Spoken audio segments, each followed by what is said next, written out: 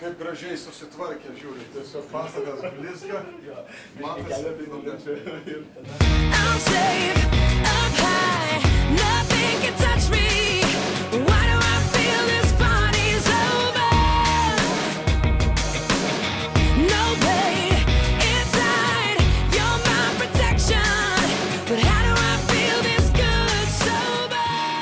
Pakvietė pramonės amatų ir prekybos rūmai šiek tiek apžvelgti esamą Lietuvos ekonominę situaciją ir kad išklausyčiau kaip vienas iš Seimo narių, pagaliau koalicijos partnerių, tuos realius rūpesčius, kuo šiandien gyvena aktyviausi Lietuvos ir pirmiausia Ukmergės žmonės. Tie, kurie dirba, bando uždirbti, sumokėti mokesčius ir išlaikyti darbo vietas.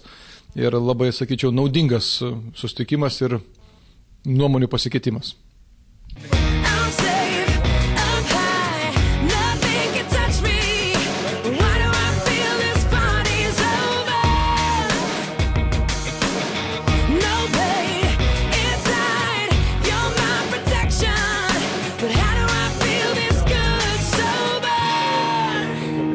Pirmiausia, turiu pagirti, kad Ukmergė vis gražėja, bent jau atvažiavau, žiūriu, puikus sutvarkyti pramonės, prekybos ir amatų rūmai, patalpos, aikštė. Tikrai yra labai daug gražių pokyčių, kurie, manau, ukmergiški turėtų skatinti didžiuoti savo miestų. Juolab esate tikrai labai geroje vietoje šalia, ranka paduoti Vilnius, netoli Kaunas, pagaliau galimybė rinktis yra. Ką konkrečiai daryčiau? Aišku, receptus negalėčiau dalinti taip ekspromtu, reikėtų daugiau susipažinti su biudžeto reikalais, su strateginiais sprendimais, ką daro miestas ir panašiai, bet manau, kad visą laiką aktyvūs žmonės, ypatingai valdžioje, gali padaryti labai daug. Ir aišku, tikiuosi, kad tokią valdžią Ukmergėje ir turit.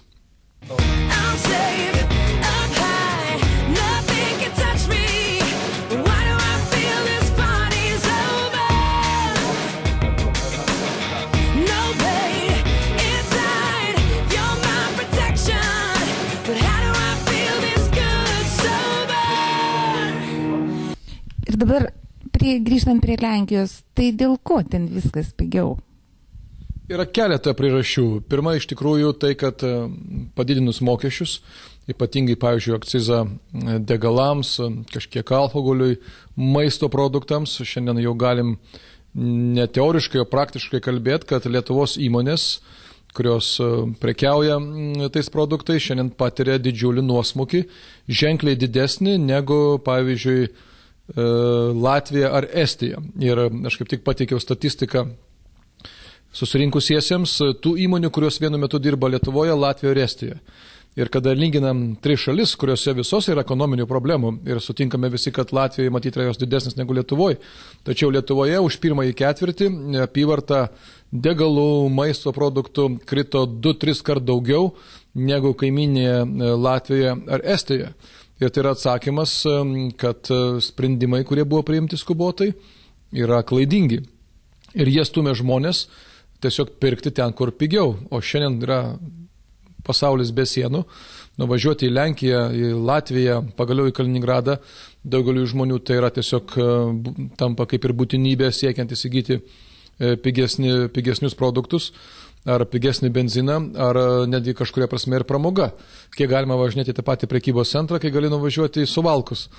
Bet faktas vienas, kad šiuo metu Lietuva patiria labai didžiulę žalą, nes Lietuvoje to pasekoje mažėja mokesčių surinkimas, žmonės netenka darbo, įmonės susidaro ir tą dabartinė valdžia turi labai aiškiai matyti. Ir tikiuosi, kad man pavyks su tais duomenimis ir tai, ką aš girdžiu iš konkrečiai dirbančių žmonių, įtikinti ir ministrą pirmininką, ir ypatingai finansų ministrą, kad mūsų sprendimai yra labiau klaidingi, negu mes manėme, arba negu mes tikėjomės. Ir birželio mėnesį planuojama peržiūrėti mokesčius, parengti naują mokesčių sistemą, apie kurią kalba ministras pirmininkas Andrius Kubilius. Ir manau, kad kaip tik laikas visiems aktyviai dalyvauti siekiant ilgalaikės mokesčių politikos. Nes be ilgalaikės konkurencingos mokesčių politikos ekonomikos atgaivinimo pasiekti bus neįmanoma. O mes matome, vien dar paminėsiu faktą, kad vien dėl to, kad, pavyzdžiui, buvo panaikintas arba apribotas alkoholio prekybos laikas iki 22 valandos. Ir dėl akcizų įvestų benzinui bei dizeliui 1600 žmonių iš visų įmonių, kurios prekiauja degalinėse, yra atleista darbuotojų. Taigi tie žmonės šiandien yra arba bedarbiai, arba darbo biržose registruojasi, patiria didžiulį stresą, nes negali išlaikyti šeimos. Taigi, kartais net ir geri sprendimai, nes aš nesu šalininkas, kad alkoholis būtų lengvai prieinamas, bet nebuvo geras sprendimas.